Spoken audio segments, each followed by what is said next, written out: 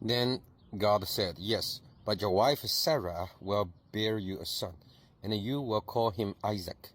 I will establish my covenant with him as an everlasting covenant for his descendants after him. And as for Ishmael, I have heard you. I will surely bless him. I will make him fruitful and will greatly increase his numbers. He will be the father of 12 rulers, and I will make him into a great nation. But my covenant I will establish with Isaac, who Sarah will bear to you by this time next year." When he had finished speaking with Abraham, God went up from him. Okay, in here, God, firstly, God emphasized Abraham, his gene, and Sarah, his gene. Or should I say, the title of Abraham's descendant must came from Sarah's gene. So I think a female's gene is more important at this moment, because you have to bear with someone, right? Then someone is more important than you, because you carry the title, but someone carry the gene. Secondly, when Abraham asked for the Ishmael, God said, "Okay, I'm surely going to bless him." And that's not regular bless. God blessed Ishmael to a great nation. And with 12 tribes, right? That's a big deal. Because why?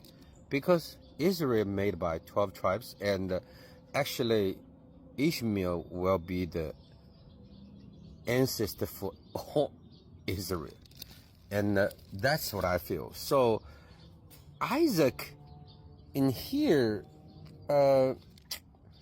is just like it will carry the gene in future, but it didn't say God bless Isaac to be his descendant to be the great nation. Isaac just be the one kind of like a hide within the history, hide within the storyline, and his descendants keep that growing, that's what I feel. And actually people try to trace back Jesus, his bloodline, and trace all the way back, all the way back to Isaac. But I highly think Ishmael is more like should I say, it's a player on the stage. So Ishmael became the one great nation, and his descendants became the main player on the stage. And Isaac, his descendants, probably just like in the whole game, nobody really pay too much attention, but they always be there, kind of narrate during the play, or the light control, or the supply people, someone feels like this.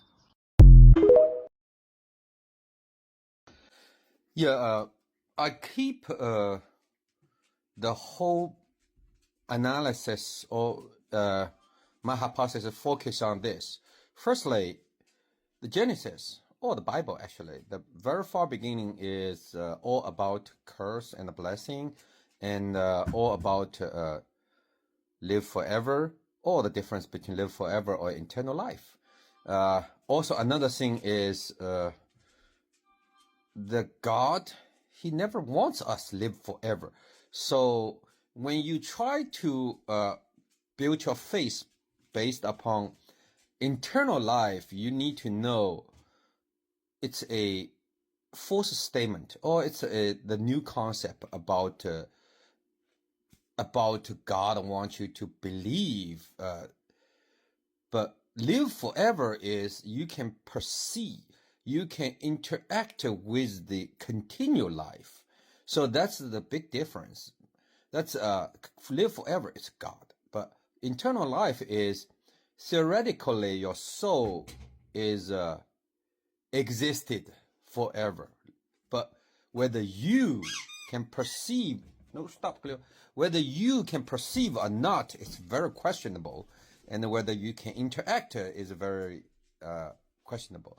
Also, another thing is the whole word is based upon the curse of the God, because remember at the very far beginning, God cursed everybody. Men need to work hard, female need to give a birth painfully, whatever. Those the curse the land curse us, right? So it's everything is based upon the curse.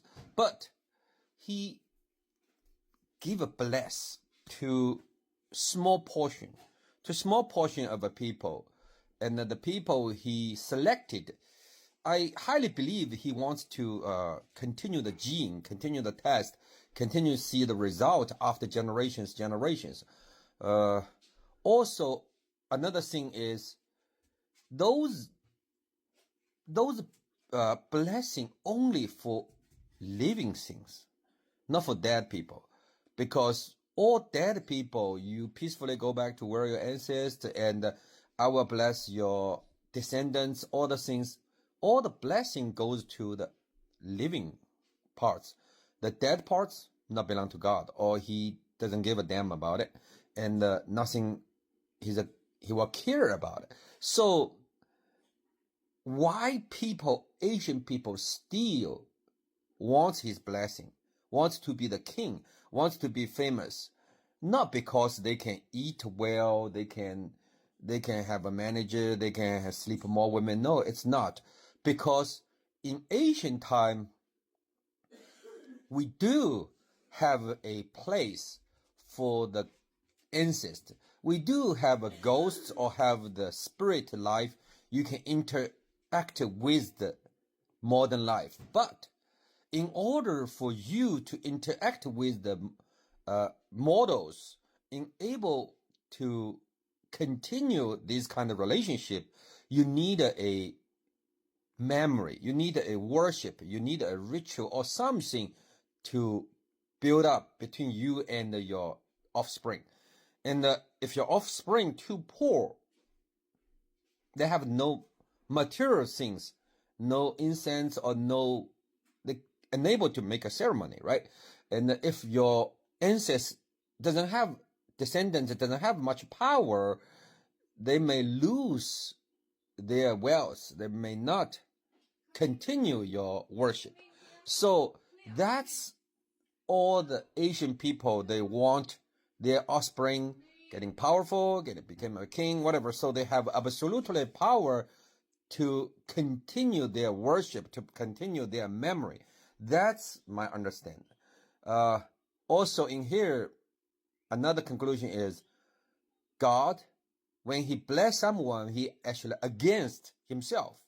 So it's very hard. So that's the reason he opened a new domain. It's called soul, a new domain battle.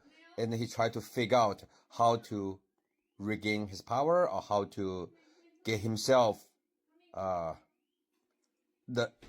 advantage between the fallen angel and the battle between the three of them, Abyss, Earth, fallen angel, and the basically opponent of the heaven, and within the heaven.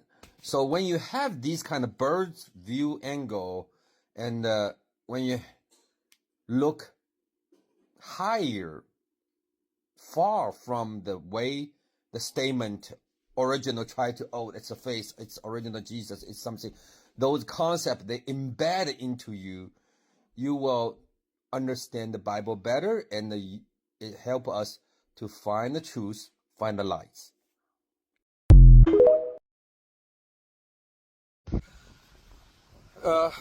Also, I noticed one the messenger of the God, when he talked to Hagar, he give bless to Ishmael, right?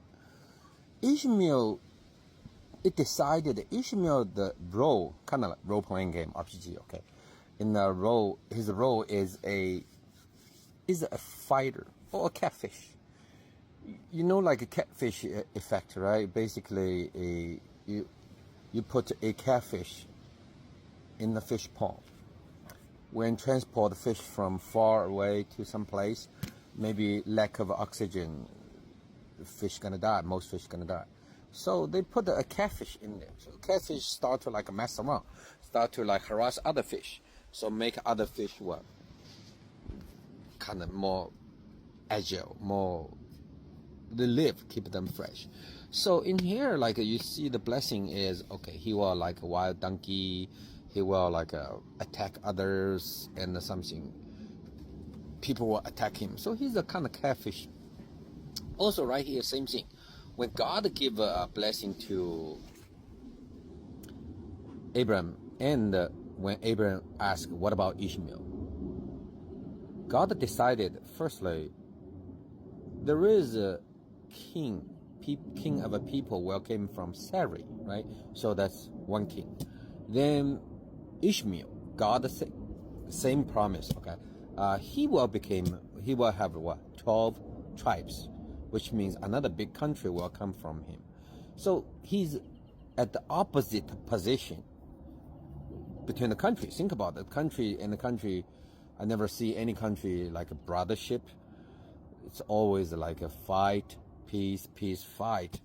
And even US and UK, even we have a good relationship, but you know what? US stab UK sometimes, UK stab US sometimes, Israel same thing. So Ishmael is at the opposite position, and that's his role is decided. So at the very far beginning, God decided in the future.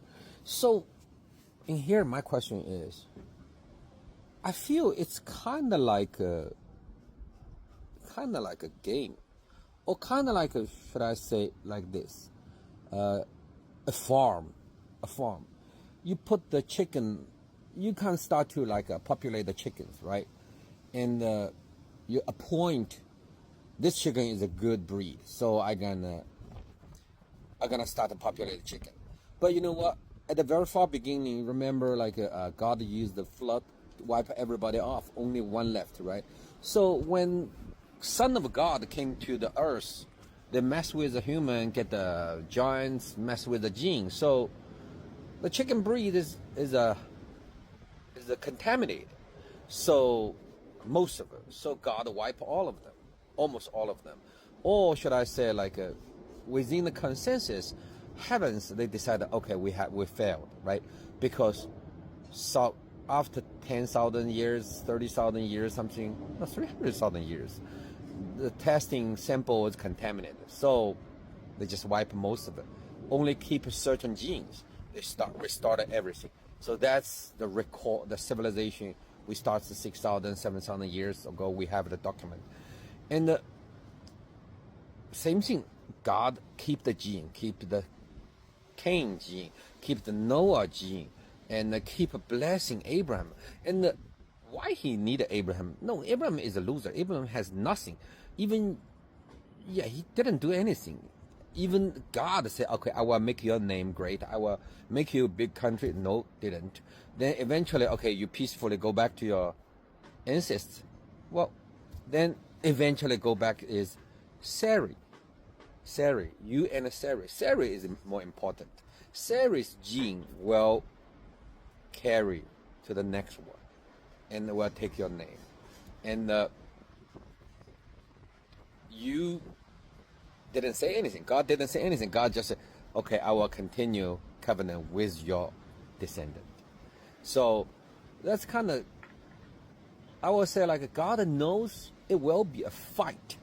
It will fight, and it will be a war. Because think about it, you want to be a king, another king. What make between the kings? War. And what king make war? He squeeze people, squeeze every juice from people, get a tax, get a training, right? Does it matter to God? No, it doesn't matter to him. It's kind of like a chicken farm. You raise the chicken, and you send the chicken.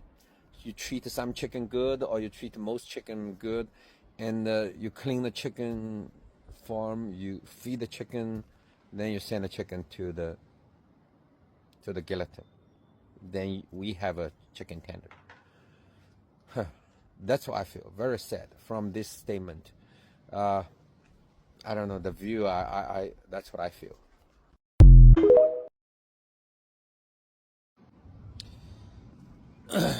Okay, from 23 to 27, it just talk about Abraham followed God's order, and he gave himself and everybody, every male, whether it's money bought it or birth, give birth in the house, including Ishmael, all did circumcision. They circumcised everybody. We talked about the circumcision last time. If it's very interesting.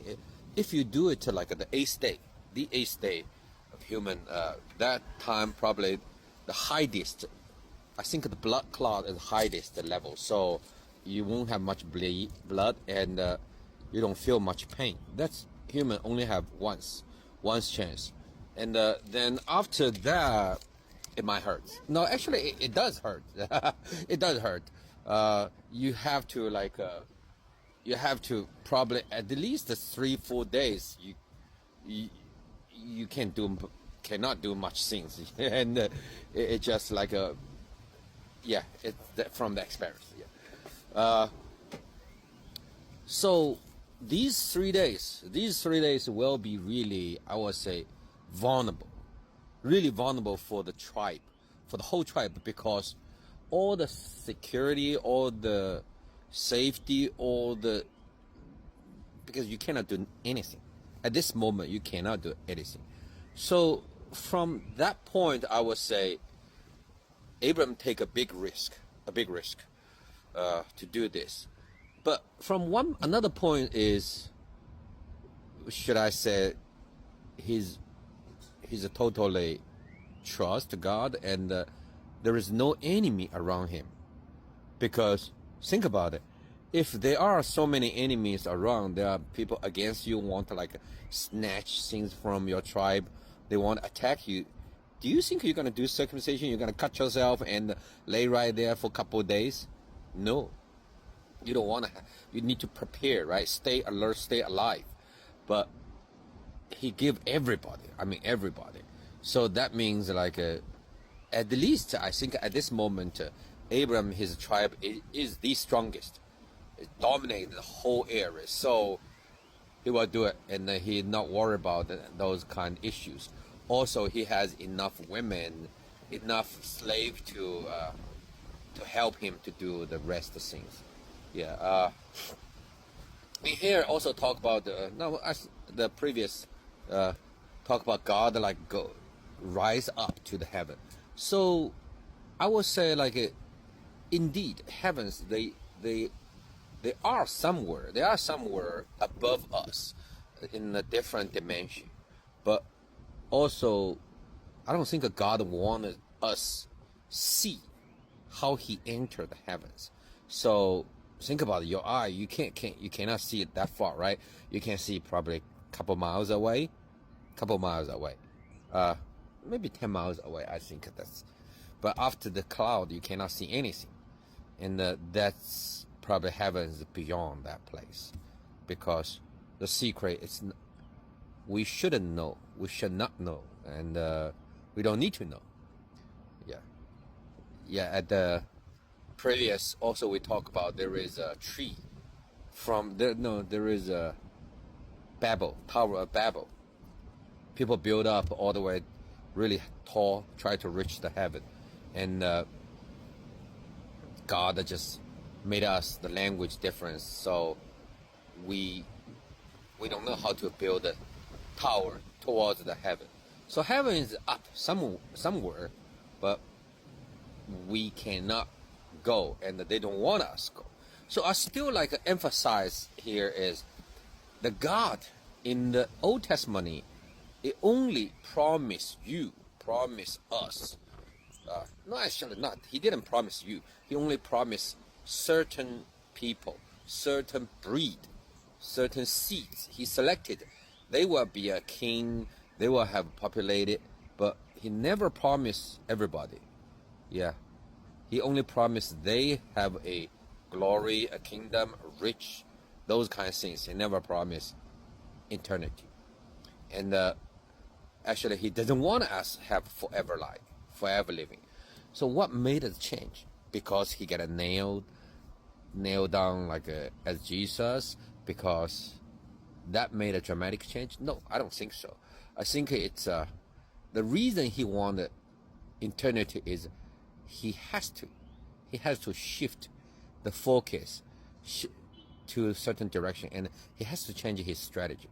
So wake up, don't believe eternity, because first is useless, second is meaningless, third is it's nothing to do with you, or it's just a big conspiracy basically.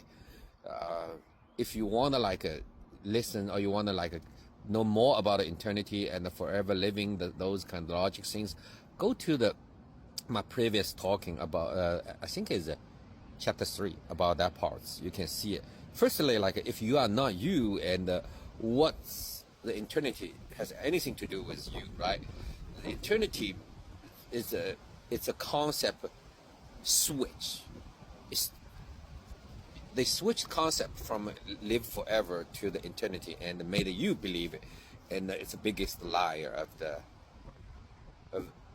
centuries, many centuries, thousands years. That's it.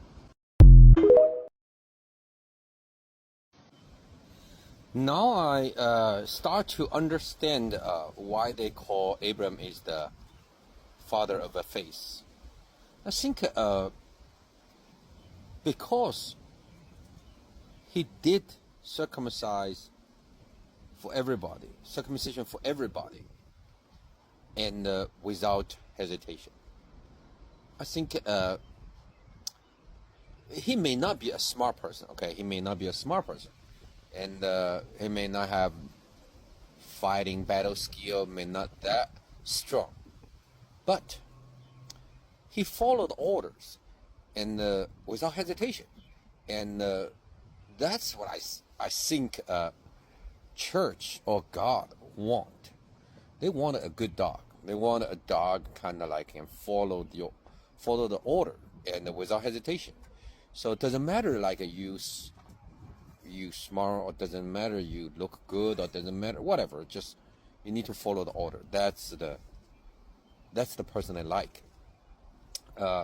Look back. Firstly, Abram leave his home, right? Just leave without any question. Just leave. Just a blank blessing. Just I make you big, make you famous. Okay, I do it. Then he went to Egypt and came back, and God told him, well, you're gonna take Ishmael, whatever. Okay, I do it. I take as son. Then you do all the 99 years old, older people, you're gonna cut yourself. Wow. Okay, I do it. I do everybody. And even not worry about any safety, any other enemy, just do it. So now I start to understand the difference between people. Me, I will value, I will analyze, I will think a lot, but I don't think Abram he will think that much. He just do it. So that's a total different character, total different human being, I think. Well, also another thing I noticed right here is the covenant. You have to make a sign. You have to, should I say, either give up something, or either you have to devote something, and also it has to be very obvious, a symbolic. It makes sense. Those signs make sense. So let's say Yakuza, right? Japan Yakuza. You have to cut your little pinky. You have to cut it. Or some a secret club, you have to get beat up or leave some kind of tattoo. So it's a sign, and you have to give away something, and symbolically you are not you anymore, because You were a completed concept, right? You and you, but it has to take away from you part of it, and then this new you will be accepted, will attach to the community or to the some concept. I think the same thing. The community is under a new concept, under some kind of ideology, right? Under some conditions, bonding. So these kind of conditions, you need to give up something. So for God's covenant, you need a foreskin. That means the foreskin doesn't need it anymore, because you have underwear, you have a pants, and you need a cleaning, whatever. So at the beginning, the design, probably the foreskin is a necessity for human being. But after thousands years, when the sanitation condition gets better, and for the females health require for the underwear protection, whatever. So the foreskin is less important. So God said, okay, take the foreskin away, and you are the new type of a human. You are the one I'm gonna select. So the rest are older humans, still older human, right? And so that's, I think, the sign. Same thing like a Yakuza. If you say I'm a Yakuza, I'm so whatever, but you see the guy has no little pinky missing, he's bluffing, right? Or someone talk about the secret life in front of you, whatever, but there's nothing to do with the giveaway, devotion, sacrifice, whatever. Might be this person is just outsider. So it's very interesting. Like we have to give away part of us in order to get into something beyond the level, beyond the normal level. That's what I understand.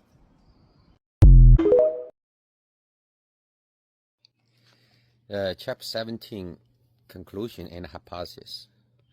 I think we start to notice God has been give a covenant, give a promise to the people he selected, or to the Abel's bloodline, Cain's bloodline. It's both they half.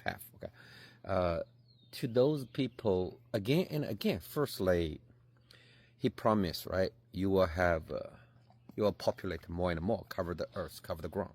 Secondly, you will become the king. You will make your name famous. You will become king.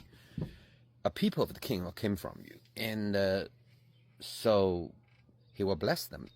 So the promise of God never really changed.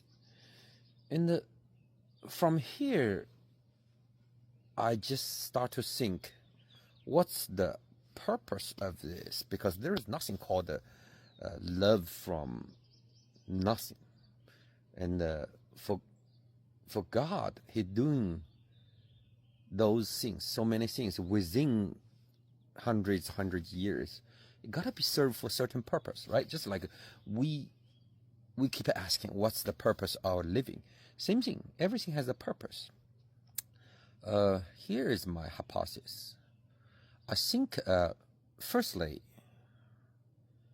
God wants to regain His power, remaining His power, or expand His power, His territory, because we saw God made a mistake, the ultimate mistake from the very far beginning. So the hypothesis is possibly He was took away, or his shareholder, kind of like the voting power is low, limited. So in order for him to back to the top, he need to correct his errors. So he need to regain his power. He need to correct the things. Secondly, in order for him to do so, he need to make everything under control. So if he select his sample and make the priest higher than king, because think about it, king of a people. At that time, king is the one only under the priest, high priest. So king take the order from the priest. And God loved the agent culture, agent. So right now, actually, we follow the culture of the agent. We point someone, commissioner, and someone as our agent to act our will, to execute our will on the ground, to doing some things. But in order for God to regain his power, more powers, he needs population. Because all wills are frequency. In order to make a frequency strong, you need quantities, right? So all peoples, including poor peoples, they are at the bottom of the pyramid, and the structure never changed. The bottom of the pyramid are poor people, and they take the most burden. They give the most of what? Faith, and that's the power. That's the frequency, strong frequency. And going up, some in a certain structure, within the certain structures, those people are organizer, those are the pillar or whatever, bishop, someone. So on the top is God, the king, or priest, high priest, give the order to execute God's will. That's what I get the conclusion and the hypothesis from reading 17 chapters. I didn't say anything wrong about this structure. I didn't say anything bad to us, because it's just the way of life. See, sometimes you find a truth, even it is ugly, but it is still a truth. Sometimes even you got a good illusion, it's still an illusion, right? And I'm the one love to see the truth, even it is but ugly, but it's better than live in illusion. People ask me why I want to see the truth if it is ugly. It's just your life, your attitude, the way of you living. You only have one life. Just like King Solomon said, everything is meaningless, right? Meaningless. So I just pick one side. You can pick that side. You can drink, you can drug, you can smoke, you can do mess around, whatever. And because you think truth is meaningless to you. But for me, I think through seeking the truth, I experience a lot of life and a lot of things. I think I consolidate everything, put together. It's kind of like a little spider, big spider, kind of like a web. I start to analyze, text things, put everything makes sense, put together. It's my fun. So it's all up to you. Nothing. I don't judge. I don't judge people. Find the way of your living. You're gonna die anyway. I'm gonna die anyway, and eventually will be just nothing, right? Just nothing. But when we're still alive, when we still can breathe in, breathe out, we pick something we feel interesting. We feel interesting, and we feel fun, and that's what I believe. So that's when people ask me to promote my video.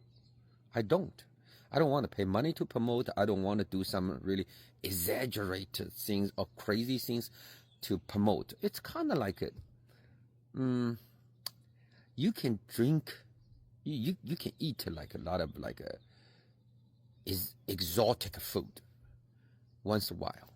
But you know what? My talk, the way I'm thinking, is just like spaghetti or macaroni cheese. You can eat all kinds of foreign food, but eventually you're still gonna take macaroni cheese for a while. You're still gonna take spaghetti cheese as your normal food, right? And I don't need to promote. And if you like to eat, eat. If you don't like, go something else. That's the way I believe. And hope my food will fulfill your hunger.